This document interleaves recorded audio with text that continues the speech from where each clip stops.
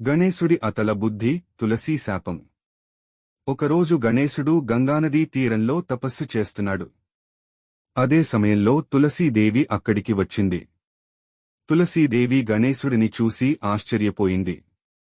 ఆహా! ఎంత అందమైన వాడవు! నీవు నన్ను వివాహం చేసుకోవాలి అని చెప్పింది. గణేశుడు నమస్కరిస్తూ, క్షమించండి తులసీదేవి, నేను బ్రహ్మచారిగా ఉండాలని నిర్ణయించుకున్నాను అని చెప్పాడు. తులసీదేవి కోపంతో, నన్ను తిరస్కరించావా?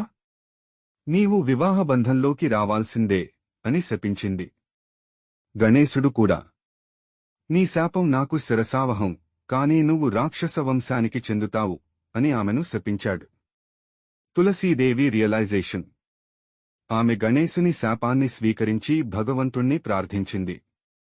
అప్పుడు గణేశుడు తాను ఇచ్చిన శాపాన్ని కొంత హ్రాసం చేసి, నీవు భక్తులకు పూజలో పవిత్రమైన తులసీగా మారతావు అని అనుగ్రహించాడు.